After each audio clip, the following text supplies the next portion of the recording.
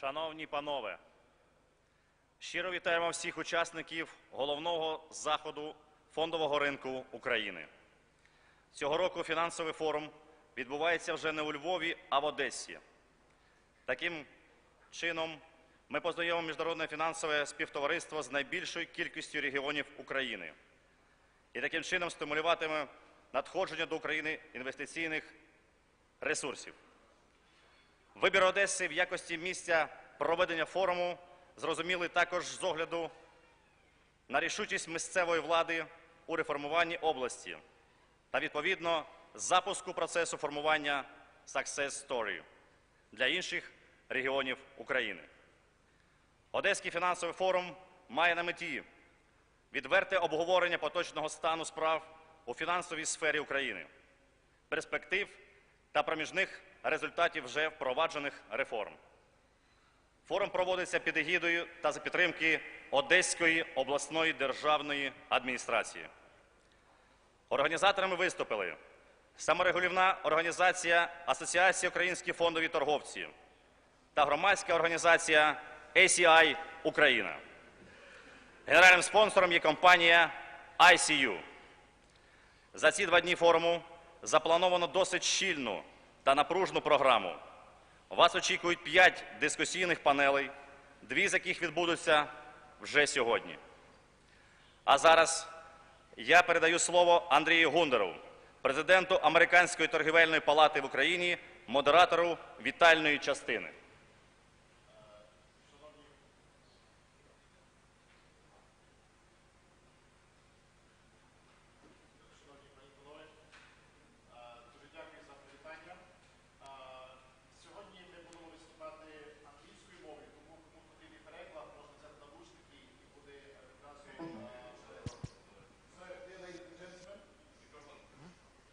Ladies and gentlemen, good morning.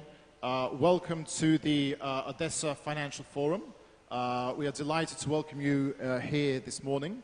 A great panel, a great crowd, a great opportunity to hear from the key decision makers on where the financial situation is at the moment of this country, the economy, the region, and where we're moving forward towards. So, initially, may I introduce the panel. We are delighted to welcome Mikhail Saakashvili, head of the Odessa Regional State Administration, Dmytro Shimkiv, deputy head of the Presidential Administration of Ukraine, and Roman Vashchuk, ambassador of Canada to Ukraine. Jeffrey Pyatt, the ambassador of the United States, is on his way, and he will be joining us for the second panel.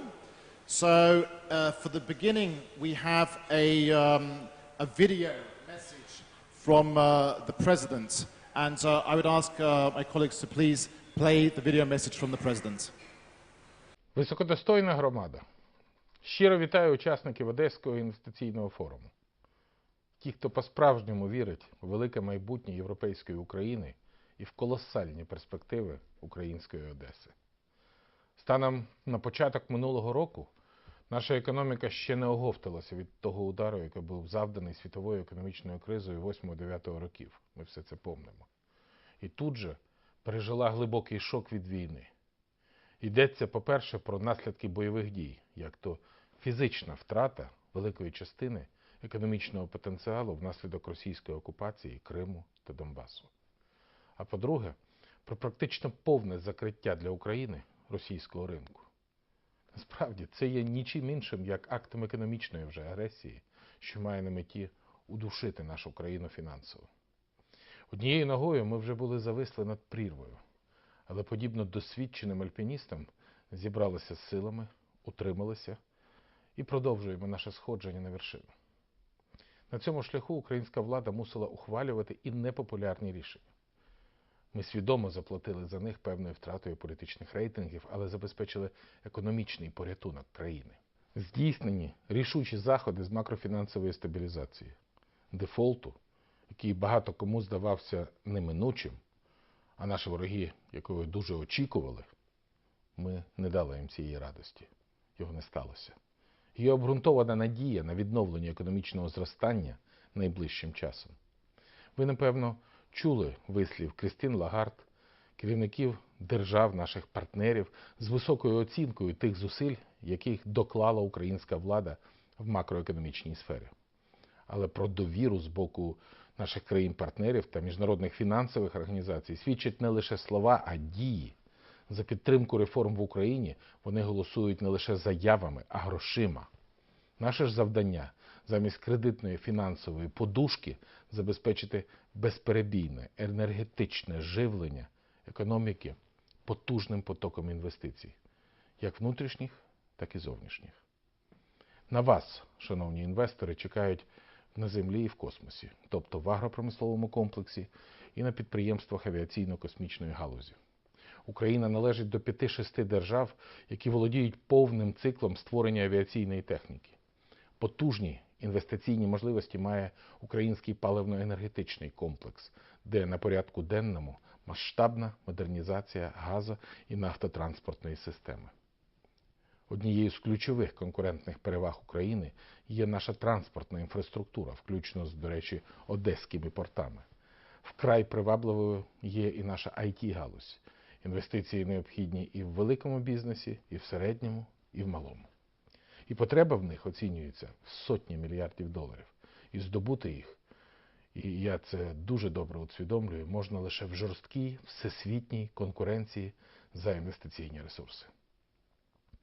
Крім макрофінансової стабілізації та санації банківської системи, ми зробили перші кроки для покращення ділового клімату.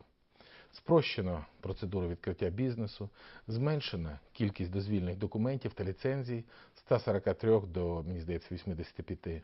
Скорочена кількість податків з 22 до 11, хоча це і не призвело до зменшення податкового навантаження, але систему впростило і впорядкувало. І це лише поки що, бо буде і зменшення податків. А тепер, шановні панство, я про головне, що вас турбує. Про те, що говорити не дуже приємно, але промовчати було б безвідповідально. Гучні корупційні скандали і викриття, резонансні затримання, які у нас трапляються зараз уже майже щодня, підтверджують наявність політичної волі, моєї політичної волі боротися з корупцією, і це є індикатором того, що ми реально почали цей процес. Ми сформували законодавчу базу для боротьби з корупцією, створюємо відповідну інфраструктуру і на засадах жорсткого, прозорого конкурсного відбору формуємо кістяк чесних і непідкупних правоохоронців, нездатних продаватися і готових йти до кінця. Затримують посадовців, керівників державних агенцій, голів держадміністрацій. Важливо, що від корупціонерів очищується сама правоохоронна система. Але викривати, звільняти і навіть затримувати – цього вже недостатньо. Люди справедливо вимагають суворого і невідворотного кримінального покарання за корупційні дії. Для цього ми готуємо зміни до Конституції в частині судової реформи і передбачаємо очищення і оновлення суддівського корпусу. Шановні учасники форуму, Україна, яка долає і здолає корупцію, стає набагато привабливішою для інвесторів. Це очевидно. І все ж таки є випадки, коли інвестують і в корумповані держави. Але ніхто не вкладає в країни, де йде війна. Після боротьби за збереження людських життів це друга за значимістю моя мотивація боротися за мир. Завдяки зусиллям армії та дипломатів нам вдалося локалізувати театр воєнних дій і вперше за 1,5 роки забезпечити режим припинення вогню. Для посилення міжнародної коаліції на підтримку України післязавтра я виїжджаю на Генеральну асамблею Організації Об'єднаних Націй, а в перших числах жовтня на саміт нормандського формату в Парижі. Це причина, чому я не зміг приїхати на ваш форум. Але я дуже хочу, щоб Одеська область стала тим брендом, пілотним проєктом в Україні, де якоюсь інвестиційною гаванню, сприятливими для інвесторів кліматом. Щоб вона зробила пробоїну в рядах олігархії та бюрократії, через які в Україну хлине поток інвестицій. Немає такої сили, яка б здатна була протистояти кипучій реформаторській енергії Михайла Саакашвілі, який в усіх його починаннях має повну мою підтримку і як президента України, і як громадянина.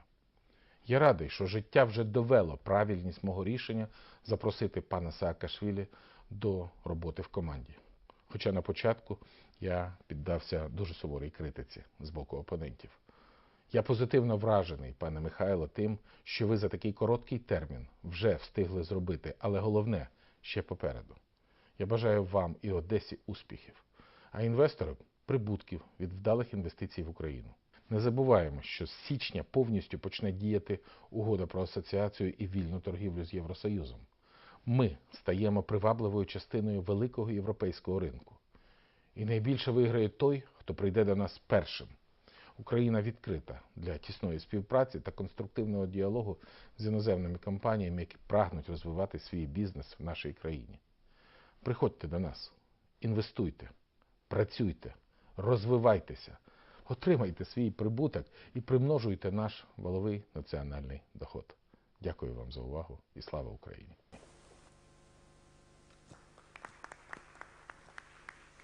We are very grateful to President Poroshenko for his words, and especially his words of support for Governor Mikhail Saakashvili. I think following the very warm words of the President in address of Governor Saakashvili, we'd like to present the floor to you to address the forum.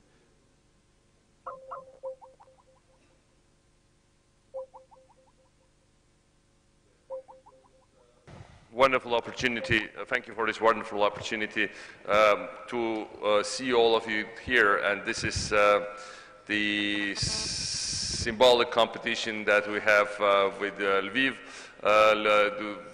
The previous one was in that great Ukrainian city. But I think Odessa has equally amazing potential. And President Poroshenko indeed referred to things that we are trying to achieve here. First of all, let me say why I am Odessa in Odessa and what I see as Odessa's tremendous potential. Odessa is a natural hub for all kind of things.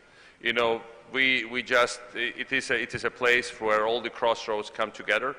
And indeed, for an example, we are in the talks with, and basically Ministry of Infrastructure concluded preliminary agreement with all the sites to divert most of the cargo that go now from China through other places, mostly through Russia, through Central Asia, Caucasus, and Odessa to the north and south and west of Europe, which means that basically logistically it takes only 9 days to go from here, from China to the European Union through Odessa, while through Russia it takes 30 days and plus, and the tariffs being the same, which is already a big breakthrough, and that really shows, and we started this talk several months ago, and it came to certain important developments and results. We are developing transportation infrastructure, and it's all connected to what we are trying to achieve throughout Ukraine. For instance, when I came here, the airport construction was totally stuck. We had terminal from old Stone Age, and we still have it. And there were just empty walls without roof standing, and nothing was moving. Nothing was moving because it was a remnant of old times when just state money was spent, most of it stolen, and that's how these big terminals and the airports were built. And so what we did is to get to the place where you know, we got the head of aviation administration in Kiev removed, and as a result, the investor, and we obtained the open sky for Odessa, and as a result, the investor was forced to, basically not forced, but compelled to continue construction, and basically we will have new terminal already in the spring of next year. We will have also the runway, hopefully, in the spring of next year. We already are talking to the low cost to come here. And if this year we had twice doubling of the figure of the holiday makers, from 2 million up to around 2.5 million to 4.5 million, approximately the preliminary figures are. In the future years, we are expecting a big number of people coming from Europe, Baltic countries like Poland, Scandinavia, Germany, and also from Israel, also from Turkey, and for that we are already creating an infrastructure. We managed to pass a law in the parliament which would provide for the construction of Odessa-Reni Road. This is a very strategic road, but basically to change the existing infrastructure, because it's a road from Odessa to the European Union. When I say that Odessa is a hub, look at the location. You know, we are 1 hour flight from Istanbul, 4 hours drive away from Kiev, when the normal highway is built from here to Bucharest. It will be less than 5 hours to Bucharest. And of course, it's an amazing combination of seaports.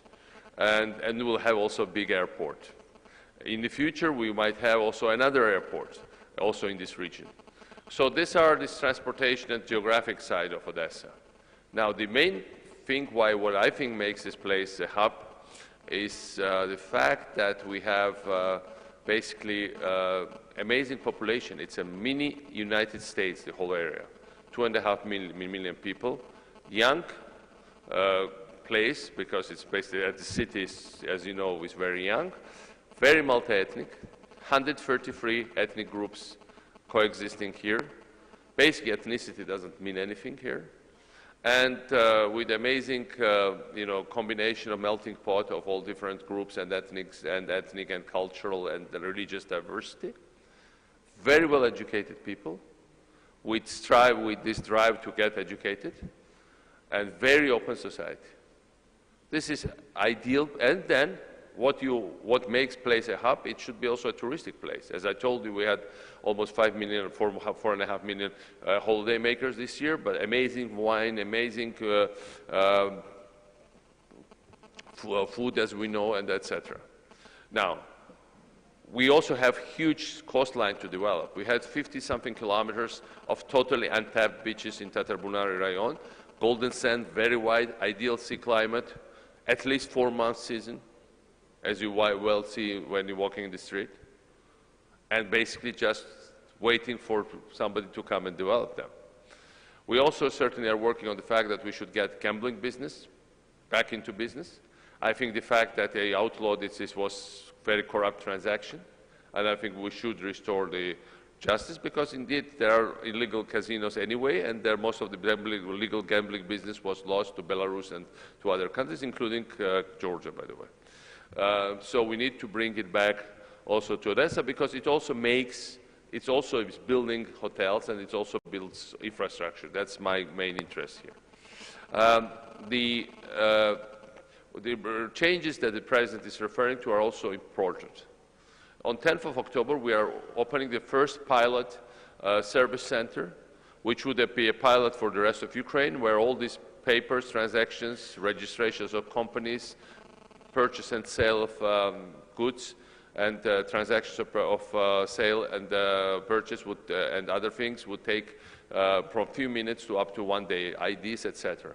It would have been even faster, but we need to force the relevant people in the central government to unite all the registers and to open them, because this should be a public register, not something that they are guarding as if it's their own property.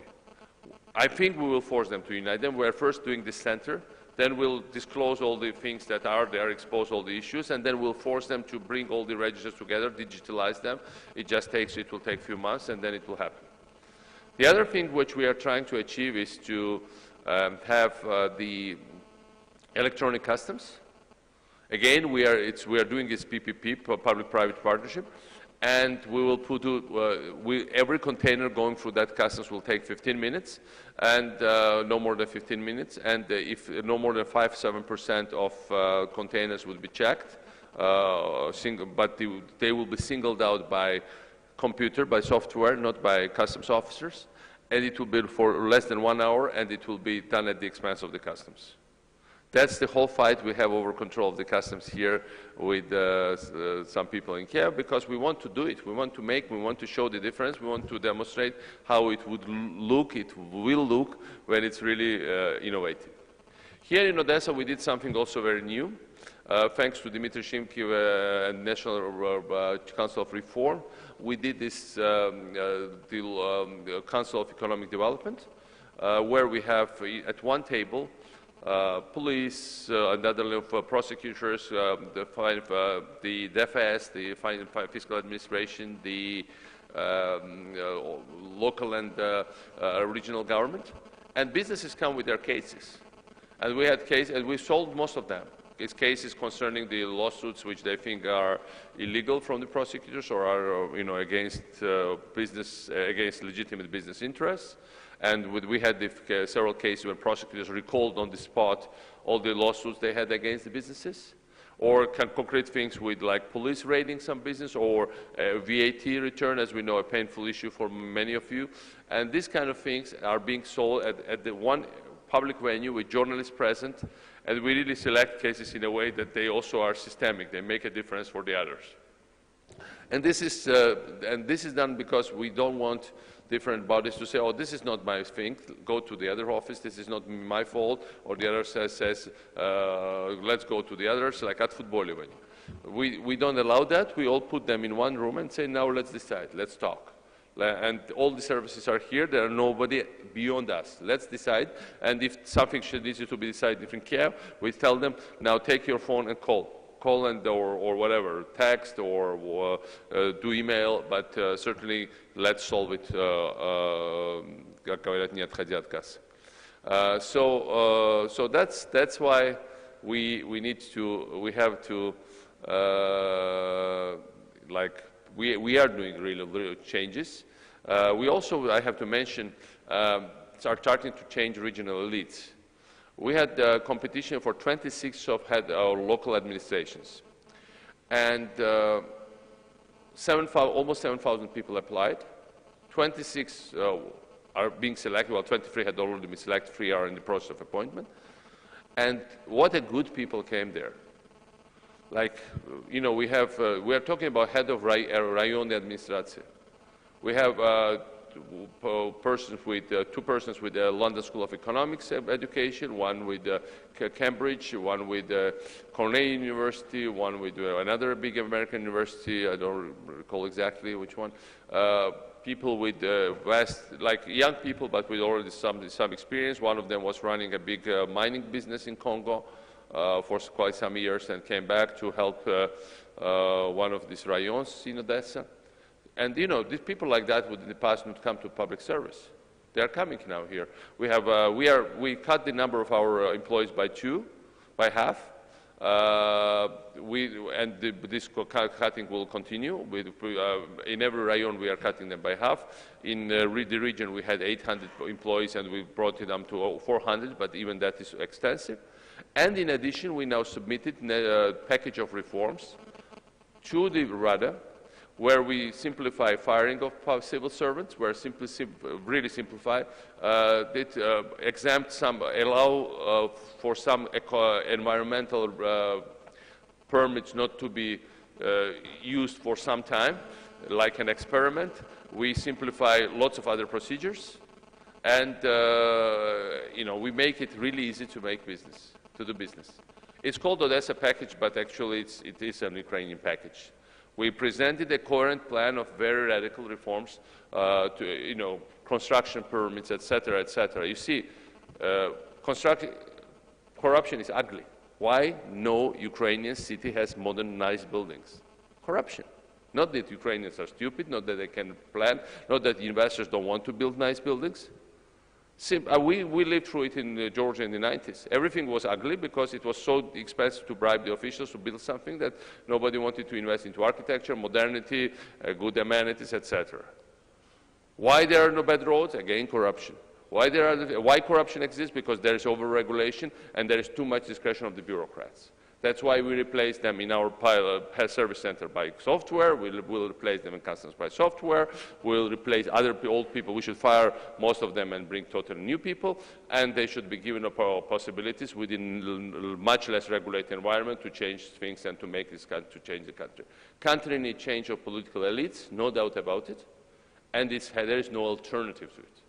No alternative. That's very obvious. So that's what we are, in a nutshell, trying to achieve in an amazing place called Odessa. When I came here, most of the people were, when I say what changed here, most of the people, when I came here, were saying, well, will there be a war? Will there be another civil strife? Will there be whatever? Now the thing is that people are asking, are you making any progress with the investment environment? Are there new reforms being implemented? Are they really stopping you from doing things? The totally, the context totally changed. And that's already a big change. And I think it's a good sign for the rest of Ukraine. Anyway, thank you so much for being and coming here. And we are open 24 hours for business. Our administration, we have a very nice group. It's headed by Sasha Baravik, who now happens to run for mayor of Odessa, but he is running also investment office for Harvard-educated Ukrainian lawyer. For our administration, we have other people there. We have another Harvard-educated senior advisor, Masha Gaidar, who works for our office, Yulia Marushevska, many others. You know, there are lots of young, new people, brilliant, well-educated patriots, and really very sensitive to your needs. Please use their services, and we are here as a service, and we will be very happy to serve you. Thank you. Thank you. Thank you very much, Governor Saakashvili. There will be Q&As definitely for you from the financial community later. But now I'm pleased to announce we have Governor Gontrieva online. Good morning, Governor Gontrieva. Одесса, доброе утро. Я надеюсь, что вы меня слышите. Совершенно нереально, конечно, в 21 веке не видеть и не слышать вас. Вот, но я постараюсь все-таки донести свою главную идею своего выступления сегодняшнего. Во-первых, я очень рада приветствовать всех участников Одесского финансового форума. Вы знаете, что это давняя традиция как раз в конце сентября иметь финансовый форум. У нас всегда были форумы в Крыму. Я очень хорошо помню наши форумы в Алуште. И поэтому приветствую всех участников фондового рынка, кто активно участвовал в наших крымских форумах. Теперь вы знаете, что в прошлом году форум был во Львове, в этом году в Одессе. И я очень рада, что в этом году форум в Одессе. Потому что у меня нет сомнений, что под руководством Михаила Саакашвили однозначно Одесский регион станет лидером действительно глубоких системных реформ. Однозначно Одесса будет региональным лидером, и я в это верю. И могу вам сказать, что Национальный банк всегда с большой радостью приветствует всех реформаторов, потому что так сложилось, наверное, уже исторически, что мы вышли действительно в лидеры реформ в нашей стране. И могу вам сказать, что участники форума, организаторы форума попросили нас сегодня, меня, рассказать про так называемую success story, которая у нас получилась в Национальном банке. Могу вам сказать, что эта success story, она не закончена. Да? Мы прошли только первый этап той программы реформ, которую мы запланировали. Поэтому расскажу вам как минимум, как проходил этот первый этап наших реформ и что мы ждем в дальнейшем, какие планы, какие реформы мы дальше будем воплощать в жизнь. Прежде всего хочу вам напомнить, что было летом прошлого года, когда команда Национального банка и я лично 19 июня 2014 года зашла в Национальный банк. Макроэкономическую ситуацию вы помните. Это были накопленные десятилетиями дисбалансы практически во всех секторах нашей экономики. Это была неочищенная еще после кризиса 2008 года банковская система. Это был практически полный коллапс и паралич всех институтов власти. Кроме этого, уже начиналась все проблемы в Донецке и Луганске. Это еще не было однозначно острой фазы, она началась в конце августа, в начале сентября. Но Крым уже был аннексирован, банковская, так называемый bank run, то есть депозиты, банковская система теряла ликвидность день ото дня. И когда я рассказывала и просила советы у других peers, своих других глав центробанков и у финансовых гуру, таких как Стэнли Фишер, Лэри Саммерс, все из них, когда слышали о тех проблемах, которые стоят перед нами, особенно когда началась война на Донбассе, однозначно говорили мне, что, наверное, mission impossible. Могу вам сказать, что мы подтвердили, что все-таки mission possible. Вы видите стабилизацию ситуации, и теперь я вам расскажу, как мы проводили наши реформы. Прежде всего, мы одновременно запланировали нашу реформу, стратегическую реформу перестройки всего банковского сектора. С самого начала мы наметили перестройку и реформирование на всех фронтах, начиная от нашей монетарной политики, продолжая расчистку банковского сектора. И, понятно, третий фронт был трансформация Национального банка из неповоротливого, устарелого монстра в настоящий модерный, современный центральный банк. На первый этап однозначно и приоритет, priority для Национального банка – это однозначно макрофинансовая стабильность. В той ситуации, в которой мы находились, я считаю, что мы совершили практически невозможное. Вы помните, что в начале февраля этого года у нас была не просто паника на рынке, да, эта паника была вызвана тем, что мы практически потеряли все наши резервы на конец февраля составляли 5 миллиардов долларов. У нас тогда, вы помните, была страшная трагедия под Дебальцево, вы помните, что происходило в феврале, продолжающаяся паника на рынке депозитов, паника у бизнеса, паника у населения, да, с нашими резервами, да, которые не покрывали даже месяц импорта, даже сложно было представить, что мы сможем стабилизировать ситуацию. Но, опять же, благодаря просто величайшей поддержке всего мира, благодаря всем нашим международным спонсорам, Международному валютному фонду, Мировому банку, у которого есть специальная программа, dedicated program for financial sector, so-called DPL2. Благодаря этому, я вам скажу, ситуацию нам не просто удалось стабилизировать, а вы видите, что на самом деле наши резервы уже на сегодняшний день достигают 13 миллиардов долларов, и к концу этого года мы себе ставим очень амбициозные планы достичь 18 миллиардов. Как минимум мы хотим иметь 15 миллиардов, потому что это будет практически 4 месяца покрытия импорта на сегодняшний день. Мы стабилизировали ситуацию с нашим счетом текущих операций. Этот счет у нас полностью сбалансирован. Понятно, что по капитальному счету за счет, опять же, всей нашей международной помощи мы имеем очень большой surplus, который у нас и идет в наши резервы. Поэтому мы совершенно с оптимизмом смотрим в будущее. Вы знаете, что страна перешла на новую монетарную политику. У нас больше не будет фиксированного курса. Отойти от фиксированного курса в нашей стране, в которой он был 22 года, когда он практически стал священной коровой для каждого человека в нашей стране, это была, наверное, самая сложная задача. Но мы с ней справились. Да? Теперь однозначно главный приоритет Национального банка – это финансовая стабильность. И, конечно, основной ее элемент – это ценовая стабильность, потому что за ценовую стабильность в нашей стране отвечает Национальный банк. Могу вам сказать, что мы не только перестроили нашу монетарную политику, мы готовимся к полному, так называемому full-fledged inflation targeting. Да, это инфляционное таргетирование, полномасштабное инфляционное таргетирование. Поверьте, элементы этого инфляционного таргетирования этой монетарной политики мы уже впроваджуємо в життя. Поэтому к концу 2016 года мы надеемся выйти на полномасштабную монетарную политику, основанную на инфляционном таргетировании. Сегодня, кстати, у нас очень тоже важный день.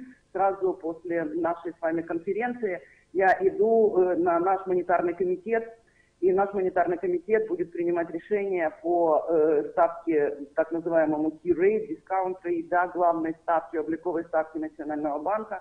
И сегодня в 14 часов, я думаю, что всем участникам фондового рынка пора привыкать, что это больше не декорация. Монетарная политика Национального банка – это та новая реальность новой Украины. Поэтому сегодня в 14 часов всех прошу, будет прямая пресс-конференция, вы можете послушать, какое решение примет сегодня монетарный комитет и менеджмент Национального банка по вопросам монетарной политики.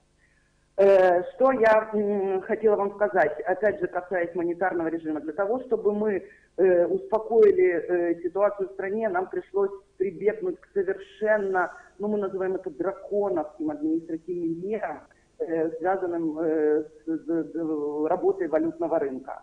Как вы знаете, мы неоднократно об этом говорили, это были вынужденные меры, потому что финансовая стабильность – это все-таки приоритет для нас, для всех, для развития бизнеса, для будущих инвестиций.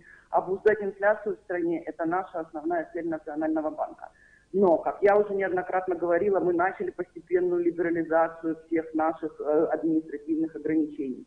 Более того, наша задача на сегодняшний день не только убрать все административные ограничения, которые были нами сделаны в сентябре прошлого года и в феврале этого года, исключительно связанные с тем безумием, да, которое у нас происходило на финансовом рынке. Это мы хотим выйти из этих ограничений в совершенно новую жизнь. В жизнь без декрета о валютном регулировании, датированным 93 годом. Потому что он устарел, наверное, декрет 93 года еще в 98 году. Да?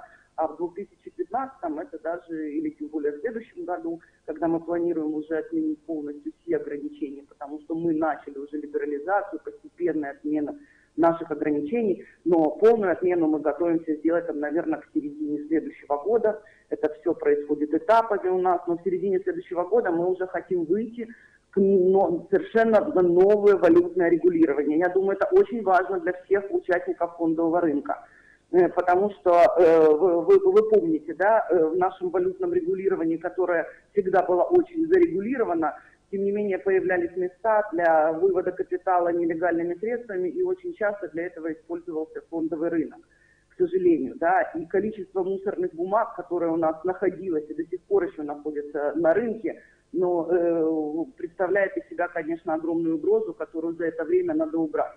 Опять же хочу подчеркнуть, что Национальный банк вводил административные ограничения исключительно потому, что в стране не работали другие институты власти. Вы понимаете, что в стране не работала налоговая, в стране не работала таможня, в стране не работает финмониторинг.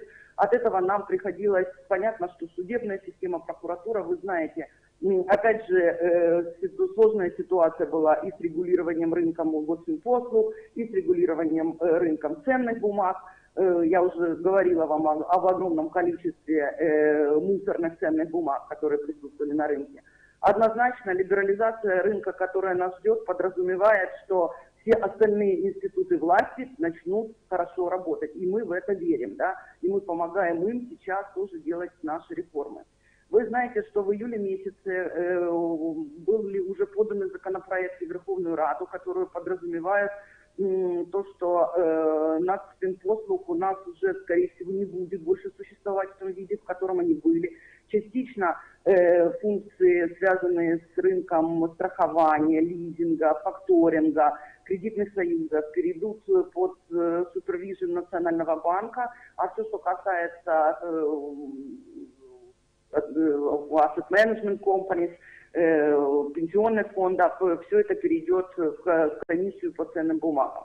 Надеюсь, что к этому времени, к либерализации полной нашего валютного рынка, мы придем к тому, что это все рынки и страховых услуг будут очищены от неликвидных страховых компаний, и рынки ценных бумаг уже к тому времени будут очищены. Поэтому мы сможем перейти к новому регулированию. Также хочу вам сказать, что мы совершили беспрецедентную расчистку банковского сектора. К сожалению, банковский сектор надо было очищать после кризиса 2008 года, но это никогда не было сделано. Поэтому уже к 2014 году однозначно было огромное количество так называемых зомби-банков. Это банки, в которых совершенно не было никаких активов. Вторая часть банков, которых мы вывели с рынка, это были банки, которые занимались только money laundering. И третья часть банков – это банки так называемого, как мы это называем, олигархической модели банковского бизнеса, когда деньги брали с рынка и кредитовался конкретно свой бизнес, и строились пирамиды. Такие банки мы выводили с рынка, поверьте, иногда от 80 до 90% всего портфеля банка составляли как раз кредиты себе любимому. Поэтому такие банки выведены с рынка, И поэтому мы считаем, что такая глобальная расчистка рынка у нас закончилась. Понятно, что у нас огромное количество мелких банков, но для них мы предложим программу как раз консолидации, программу, по которой они смогут делать простой, скажем, процесс слияний и поглощений, и также программу для тех, кто не сможет разобраться, для каких целей он существует на банковском рынке. Для таких банков мы предусмотрим программу очень простой и понятной самоликвидации, когда банк просто сможет дать лицензию национальному банку за ненадобность. Вот. Дальше, я знаю, что у меня было всего 10 минут, поэтому я так думаю, что, наверное, мы уже заканчиваем мою сегодняшнюю спилку. Но это не спилкувание с вами, потому что вас я, к сожалению, не вижу и слышу вас с задержкой. Да? Поэтому могу вам сказать, что внутреннюю трансформацию Национального банка, которую мы провели, она тоже беспрецедентная.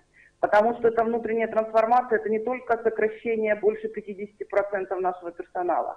У нас, когда я пришла в Национальный банк, у нас было 11 800 сотрудников, к концу этого года у нас будет 5300.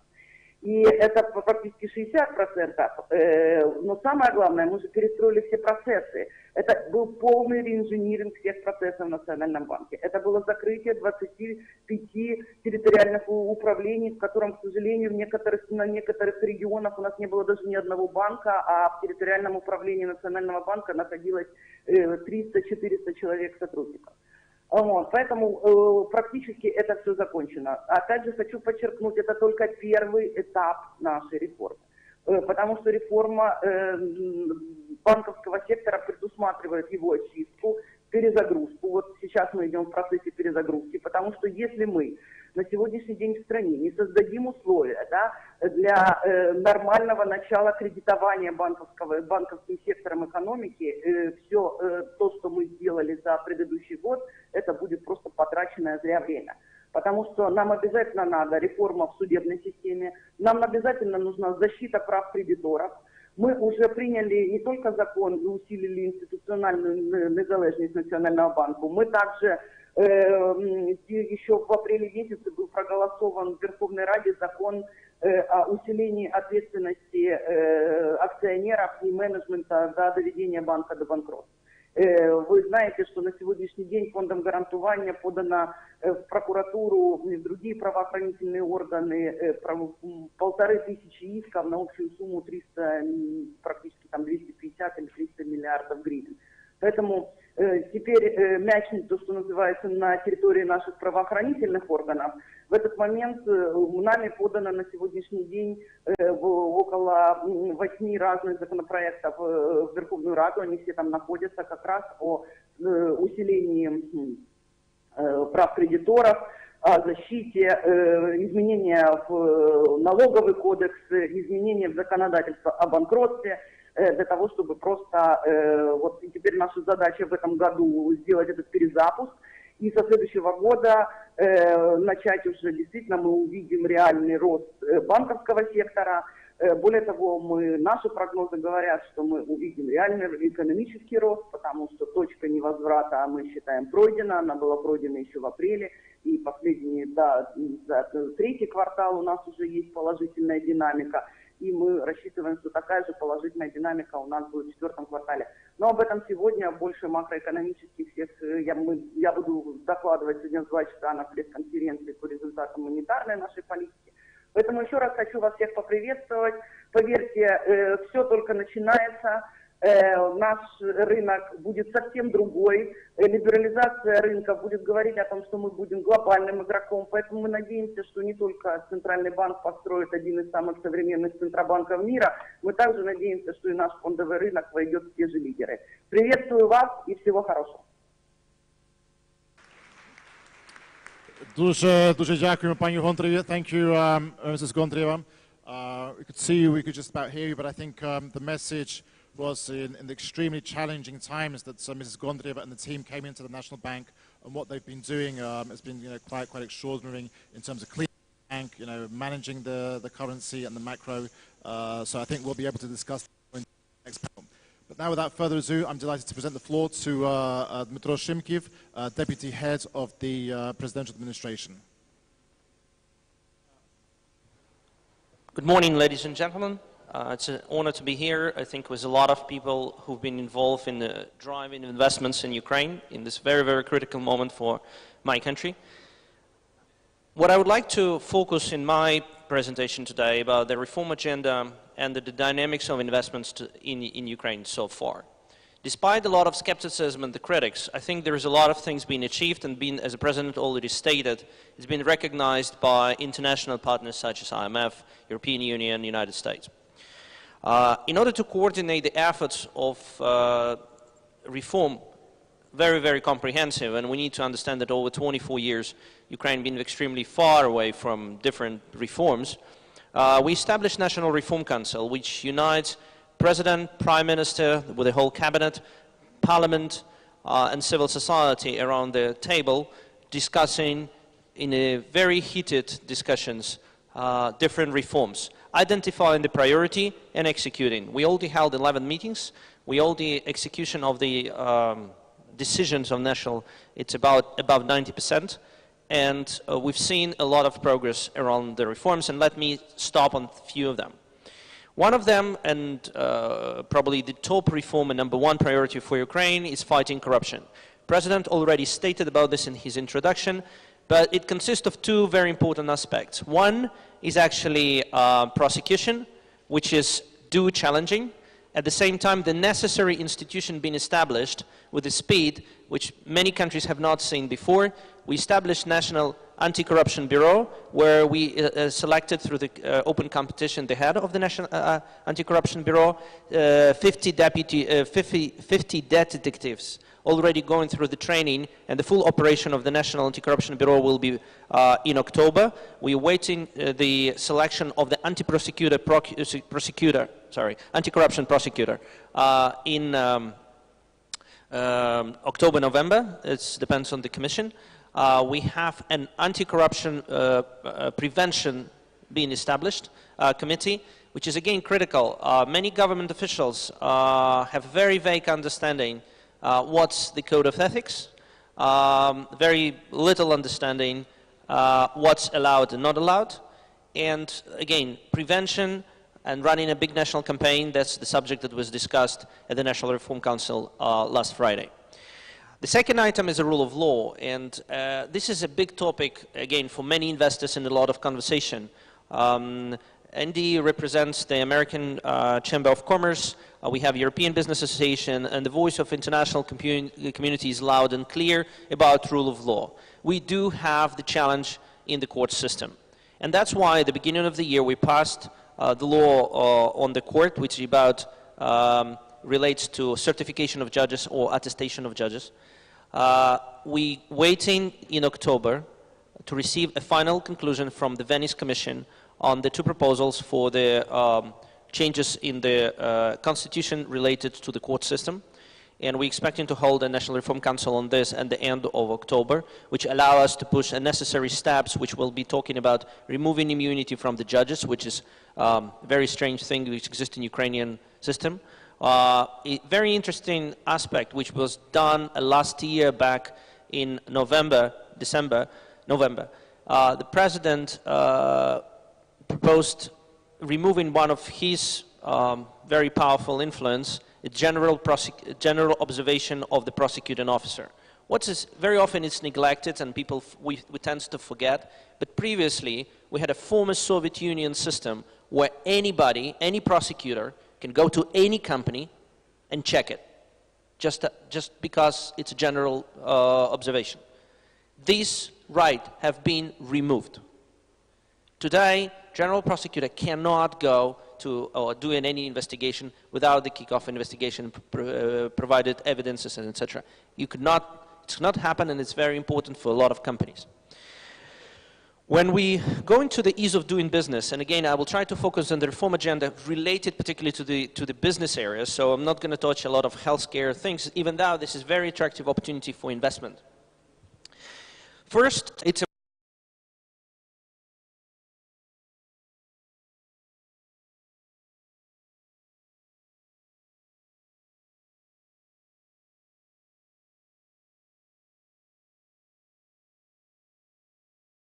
services, we're reducing it from more than 2,400 to 600.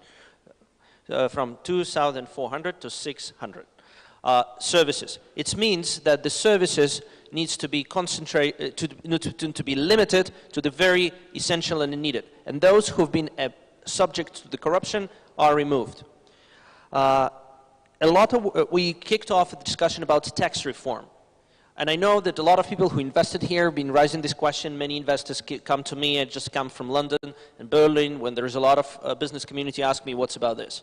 First of all, all proposals that are on the table is about reducing taxes.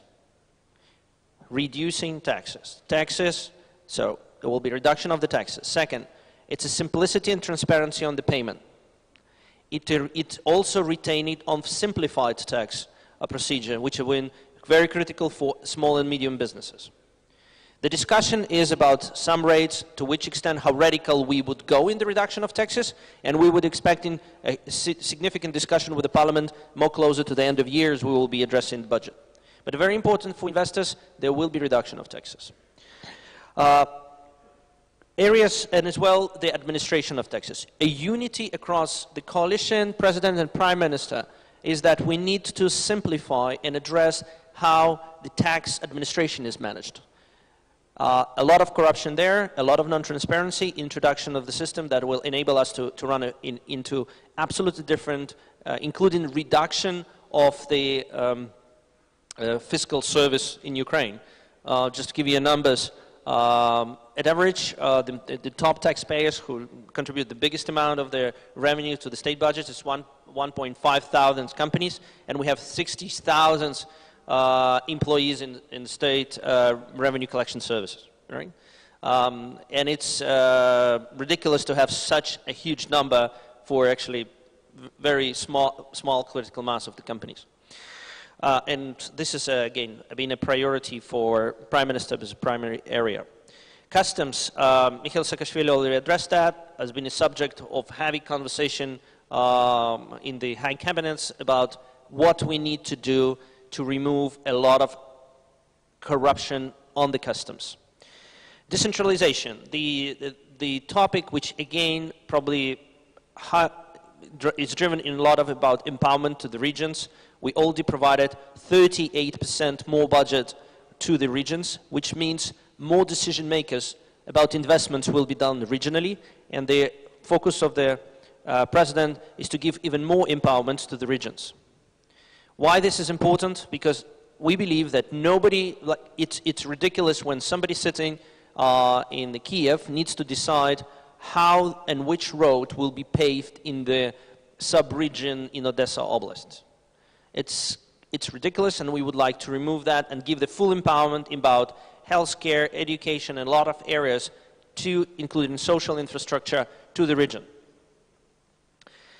Financial reform, again, the governor already highlighted some of them, but let me underline. First, independence of national bank, a true independence of the national bank. Second, I think Ms. Gunter is probably an example of the cutting budget. This year, they are saving 6 billion hryvnias from their budget that's been allocated to the national bank.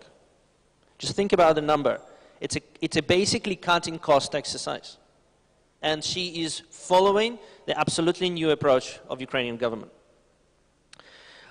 We passed the law on the strengthening compliance of the shareholders of the banks, disclosure of the beneficiary. We passed the law on disclosure and beneficiary of the media.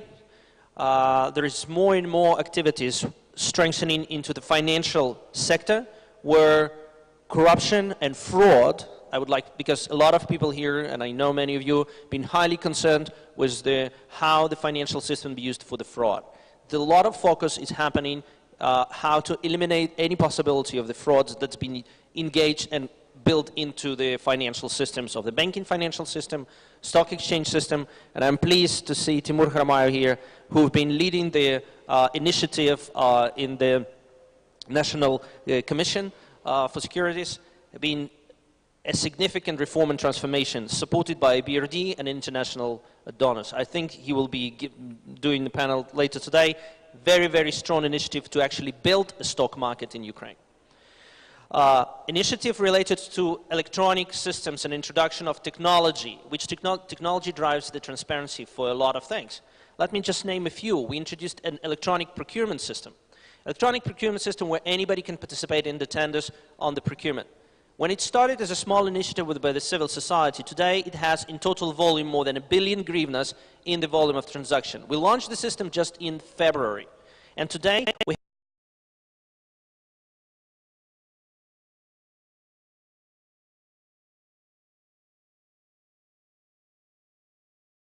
participating. Regional governments are currently going engaged. The leaders are Ministry of Defense and Ministry of Infrastructure.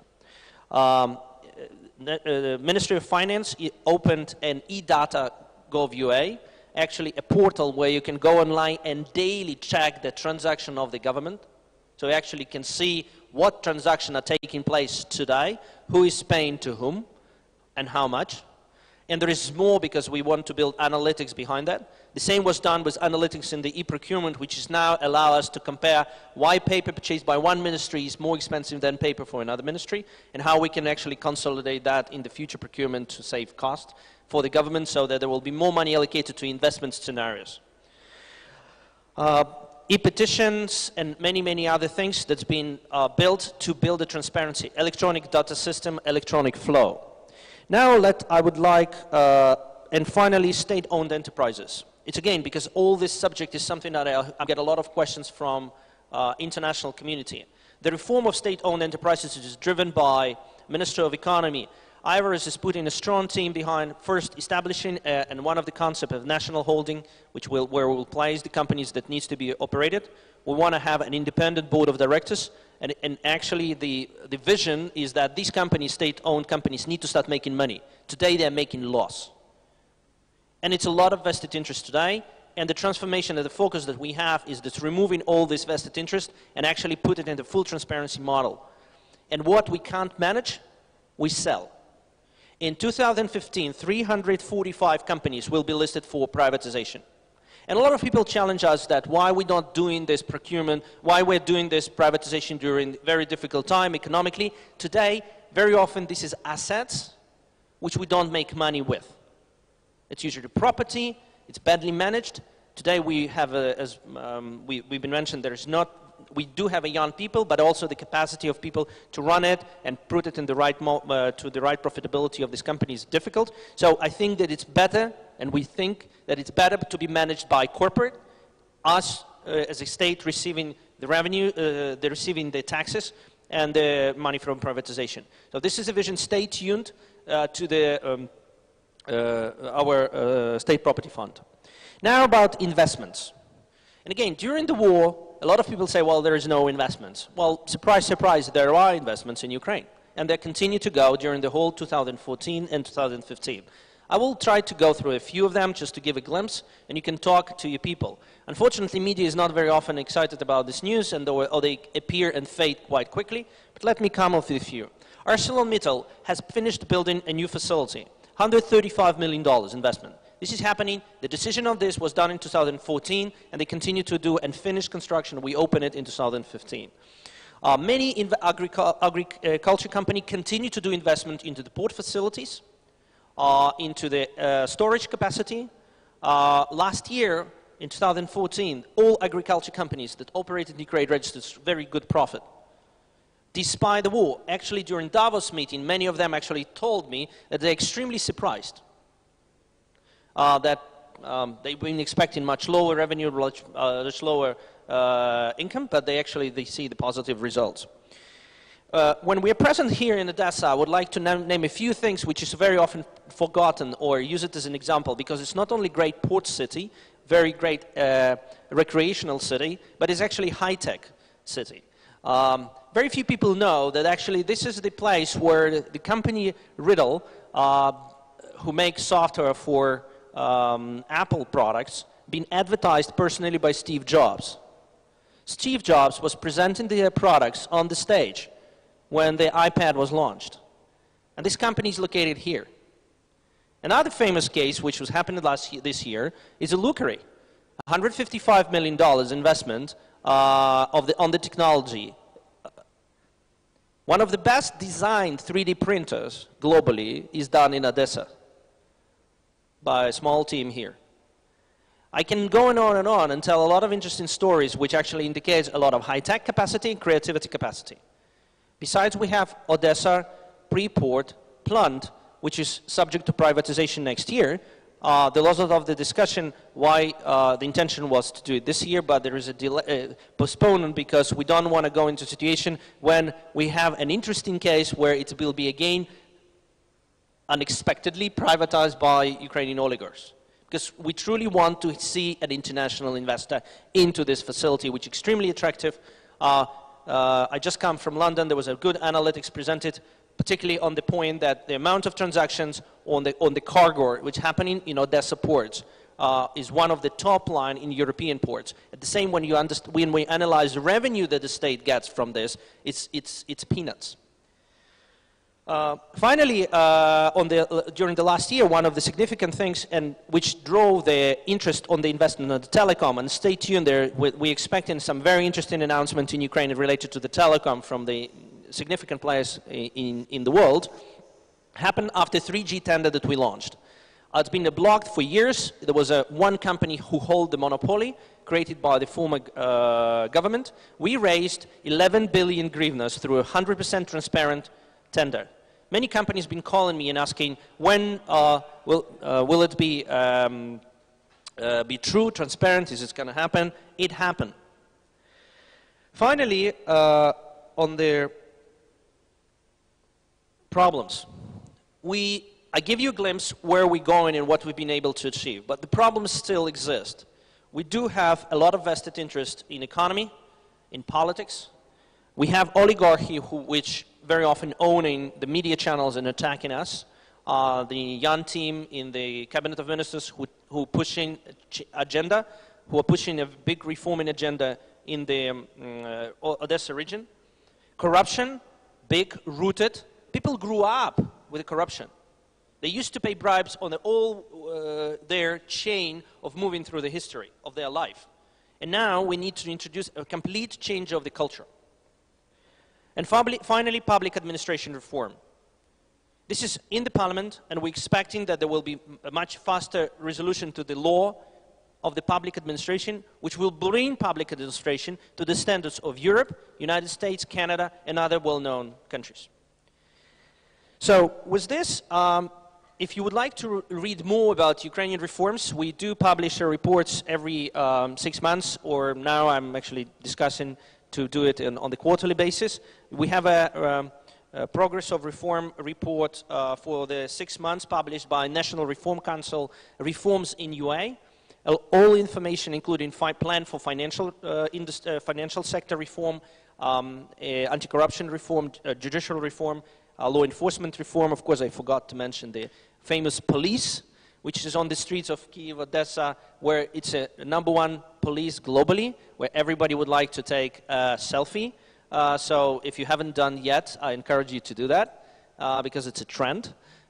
So all this package which we're driving is, again, despite the infliction that Russia is trying to do in the East, Ukraine is going towards Europe, normal international standards, transparency, and fighting corruption is a top priority. Thank you.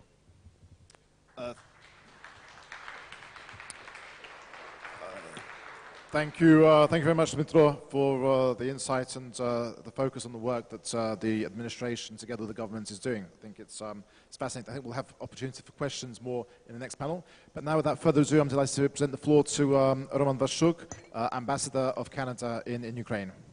Your Excellency. Okay. Thank you very much, Mr. Hunder. I'm speaking with a little constraint, and you'll be thankful for my constraint. We are in Canada in something that's called the writ period. We are coming up to federal elections on the 19th of October, and that means that during that period, public officials, including ambassadors, are allowed to say nothing new, controversial, or interesting.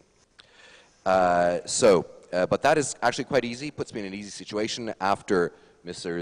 Saakashvili, Madame Gontareva, and Mr. Shimkiv. They've already taken care of all those three categories, so I am left with old, boring, and brief. So I can say something that in the Canadian context is entirely uncontroversial, and that is that we have firm cross-party support for Ukraine from Canada, its government, and Canadians. That has translated itself into practical measures. That includes the military training now happening at the Avoriu base. It includes the new police, where we're working with our American and Japanese counterparts in launching that. You may ask, what connection has that to the macroeconomy? Certainly it's an indirect connection, but it is creating the security architecture to create the environment that will be attractive for investors. More directly relevant, we have allocated 26 million Canadian dollars. Indeed, we are one of the biggest contributors to reform at the National Bank of Ukraine, both directly and through the International Monetary Fund. And thus, we believe that we have helped Governor Gontareva and the bank navigate successfully through what has been a very difficult year. Canada's provided $400 million in macro-financial support over the last 18 months, and we have successfully completed negotiations on a free trade agreement. This is the first one concluded under the current Ukrainian government. More locally, we're looking forward to working with the Odessa administration on local economic development, investment attraction, fruit and vegetable marketing, helping people find, small and medium producers find new markets and enter national and international value chains. And more broadly, for Ukraine, we look forward to continuing macro and microeconomic progress that will encourage major Canadian money managers who have already been sniffing around, already looking at the country, to take the plunge. And of course, I in that invite all of you to join in that process as well. Thank you.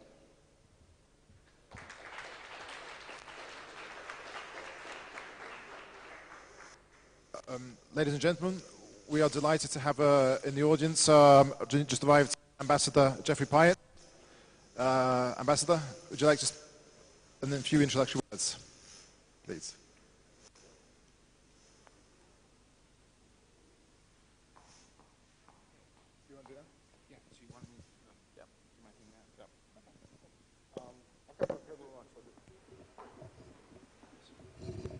Thank you, Andy. I'll speak from the podium since I've got some prepared remarks.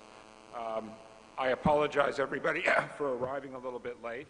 I'm actually back in Odessa. I was here yesterday with Senator McCain, was up in Kyiv yesterday evening for some terrific conversations with the Prime Minister and with the President. Senator McCain, as always, was as strong as you could possibly want in his support for Ukraine and the new Ukraine. So I'm back here now. Thank you, Andy, for having me with you. I want to give a special note of appreciation to Roman and the Lviv Financial Forum for their work on this event and moving the forum to Odessa. Not only does this format combine two of my favorite Ukrainian cities, it also, I think, highlights what for me is one of the real important stories of what's happening in Ukraine right now, which is how reform and the transformation of this country is being driven as much as anything from the oblasts, from Lviv, from Odessa, from Kharkiv, from Dnipropetrovsk. And coming from the United States, where we have a strong federal system, I am a strong believer in that. Let me also thank the Association of Ukrainian Stock Traders and the Financial Markets Association of Ukraine for their work on this forum. And of course, our partners at the American Chamber of Commerce, AmCham. They are an incredibly powerful multiplier for the United States government and our partnership with the government of Ukraine. So thank you, Andy, for being here today and for all of your member companies who are part of today's event. This forum is about highlighting the potential of Ukraine and the Odessa region and determining how business leaders and investors can work to sustain progress. How you can demand that things get better, by insisting on transparency and fair rules. Without these things, business can't survive and investors will not invest. And from that perspective, I'm very encouraged by what I heard of Dmitry Shimkiv's remarks. His both start and finish on the theme of anti-corruption, I think, is an important message for all of us. Through my time here in Ukraine, over 2 years now, I've been continually impressed by the Ukrainian people's demand for accountability. During the revolution of dignity and everyday sense, Ukrainians have persevered, often at great personal cost, in order to determine their futures. And Ukraine's leaders are listening. Despite an invader in the east using weapons and words to weaken, dispirit, and distract, national, regional, and local officials are moving forward with difficult political and economic reforms to bring Ukraine closer to its chosen European future. However, we must not ignore an equally tenacious enemy set on undermining Ukraine's economic success, one that is equally dangerous to Ukraine's future, and that enemy, of course, is corruption. Corruption kills productivity and smothers inspiration. Ideas are lost in its shadow. Innovation and entrepreneurship lag under the weight of bribery, backroom dealing, and bullying. These old ways are not worthy of today's Ukraine. Those who gave their lives last year on the Maidan or recent weeks in the ATO did not sacrifice themselves for business as usual. The sons, brothers, sisters, and mothers defending Ukraine in Donbass today are not there to preserve the status quo. They deserve and demand better. And those of us here today know that Ukraine can and must address the problem of corruption. You, Ukraine's business leaders, investors, prospective investors, and partners, all who want to do business here can help. You can refuse to participate in corrupt business practices. You can insist that when corruption is found, arrests are made, followed by thorough and properly implemented investigations. And then, when warranted, the guilty should be convicted and punished according to the law. The United States is helping to build Ukraine's capacity successfully to fight corruption, expose the guilty, and see them punished appropriately. And we're helping to do it here in Odessa, and I'll give you a few examples of how. First, the U.S. government is developing a program to provide training for every judge, prosecutor, and defense attorney in Odessa Oblast in the adversarial process that is envisioned for criminal proceedings under the new Criminal Procedure Code. We hope that this pilot project will demonstrate how Ukraine's criminal processes can be made more effective. And if it's successful, this project can be a model for the rest of Ukraine. Second, we've partnered with the Ministry of Internal Affairs and Odessa to deploy the new patrol police. And I don't need to go on about that since Dmitry already did that. The presence of these officers is a concrete demonstration of how Ukraine is changing. But most importantly, in my view, the new patrol police is building trust with the public. That trust is giving rise to confidence, the confidence to work together to expose and fight petty corruption that stifles small businesses and intimidates average citizens. Third, we are funding a team of Ukrainian, regional, and international experts who are working with Governor Saakashvili to flesh out an anti-corruption and deregulation agenda for Odessa Oblast. Odessa's vision for reform is transformative. If successful, Odessa can be a model of transparent, accountable government and businesses. It will be a symbol of success in the new Ukraine. Odessa has long been known for corruption, but now is Odessa's chance to come clean. Investment and opportunity, I am confident, will follow.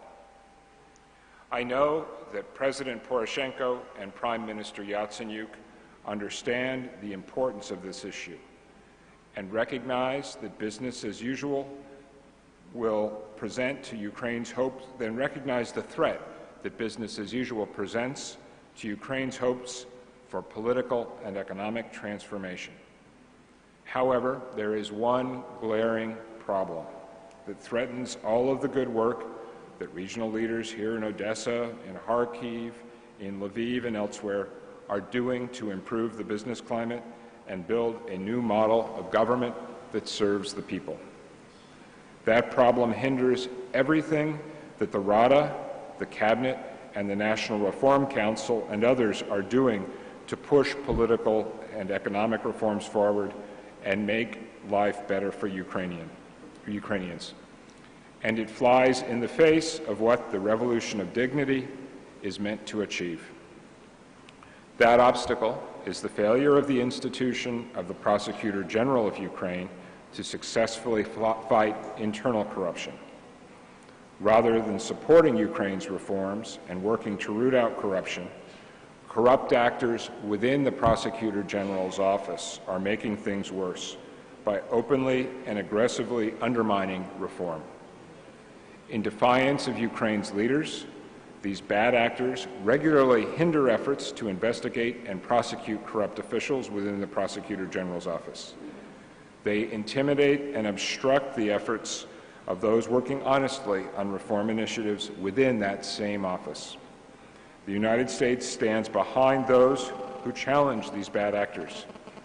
We applaud the work of the newly established Inspector General's Office in the PGO, led by David Saakashvili and Vitaly Kosko. Their investigations into corruption within the PGO have delivered important arrests and have sent the signal that those who abuse their official positions as prosecutors will be investigated and themselves prosecuted. I encourage all of you to speak up and back these brave investigators and prosecutors. Give them the resources and support to successfully prosecute these and future cases. We have learned that there have been times that the PGO not only did not support investigations into corruption, but rather undermined prosecutors working on legitimate prosecution cases. For example, in the case of former Ecology Minister Mykola Zlochevsky, UK authorities seized $23 million in illicit assets that belonged to the Ukrainian people. Officials at the PGO's office were asked by the UK to send documents supporting the seizure. Instead, they sent letters to Zlochevsky's attorneys attesting that there was no case against him. And as a result, the money was freed by the UK court, and shortly thereafter, $23 million of the Ukrainian people's money moved to accounts in Cyprus. The misconduct by the PGO officials who wrote those letters should be investigated, and those responsible for subverting these cases by authorizing those letters should, at a minimum, be immediately terminated. Even as we support the work of the new Anti-Corruption Commission and the recruitment of new prosecutors, we have encouraged Prosecutor General Shokin to empower Deputy Prosecutors Kosko and Saakashvili to implement reforms and bring to justice those who have violated the law, regardless of rank or status. We are prepared to partner with reformers within the PGO in the fight for anti-corruption, and that's why, on August 10th, the United States signed a joint plan of action with Deputy Prosecutor General Saakashvili to provide $2 million of U.S. assistance in support of reform, anti-corruption, and capacity building in the prosecutor's office. Of course, it is critical that these reforms be undertaken in an open and transparent manner, consistent with the procuracy reform law, international standards, and in coordination with national and international stakeholders, so the Ukrainian people can have full faith and confidence in their laws and those who have sworn to enforce them. There are other cases as well, like those involving former Deputy Chief Prosecutor Shapakin and former Prosecutor Koronets, that clearly demonstrate that it is critical to cease intimidation of investigations and investigators, prosecutors, and witnesses. The United States wants to work with Prosecutor General Shokin So the PGO is leading the fight against corruption. We want the Ukrainian people to have confidence in the Prosecutor General's office and to see the PGO, like the new patrol police, has been reinvented as an institution to serve the citizens of Ukraine. Ukraine has every reason to succeed. This country has resources in abundance. Its highly educated workforce can supply Europe and its neighbors with human capital and competitive products. Its famous black earth already feeds the world. And if you don't have the opportunity today to visit the port, remember that Ukraine exported a record 33.5 million tons of grain last year, much of it here through Odessa, and has tremendous potential to grow even more. We hope partnering with American agricultural and food handling companies. The deep and comprehensive free trade agreement with the EU will help to leverage these natural resources and to help build even more economic success. Ukraine's government, spurred on by an active, engaged, and committed civil society, is continuing difficult reforms in the face of armed aggression and economic hardship. But as I said before, it is up to citizens, businesses, and investors to hold those standing in the way of reform and progress accountable. Work with the reformers, with the new trustworthy authorities like the patrol police and honest civil servants and appointees to make change happen. Think creatively about how to overcome the roadblocks being put up by those, like the bad actors in the Prosecutor General's office I mentioned before, who want to keep the status quo. Do not take no for an answer, but rather work to strengthen your democracy and push for Ukraine's European future. The United States is with you in this difficult process.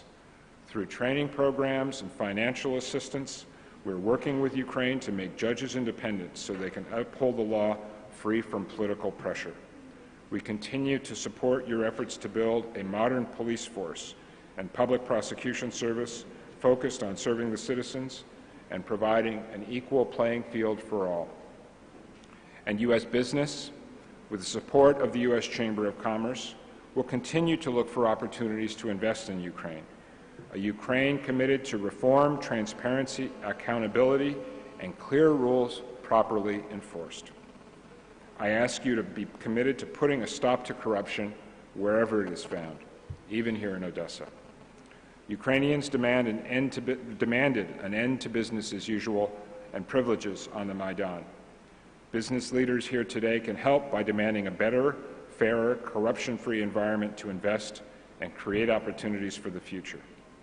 In closing, and speaking of creating opportunities, I take great pleasure in announcing that U.S. Secretary of Commerce Penny Pritzker will return to Kyiv next month.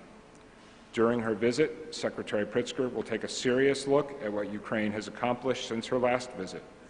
I'm confident she will see a government and business community serious about reforms and ready to establish more connections and partnerships with U.S. businesses and investors. As the United States Ambassador to Ukraine, I can assure you we stand with you and expect you will prevail. Slava Ukraini.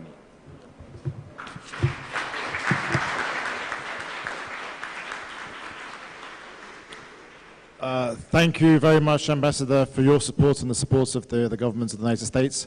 I think, as you outlined, I think corruption for our members, in terms of all the surveys we provide and we have, is still #1 issue. And I think now, if we can focus on this together, I think the team that Dmytro is part of and have been doing a great job. I think now this is the key issue which we all can focus on together in Odessa, in Kyiv, and all across Ukraine. I'm just conscious of time, and as we have overrun, if I may suggest that we have a break now for 20 minutes until 12 o'clock. Questions, if there are any questions, I think we can announce, you can address those to the ambassadors during coffee, and Dmytro will be here still on the second panel. So I announce a coffee break until 12 o'clock. We're back here at 12 o'clock. So once again, I would like to say a big thank you to everyone that's been here, starting from President Poroshenko, who we had a video link with, Valeria Gontrieva, who was on video link live with us, with Mikhail Saakashvili, Ambassador Robert Vashchuk, Dmitro Shimkiv, and Ambassador Jeffrey Pyatt. So once again, thank you everybody, and see you back here at 12 o'clock. Thank you.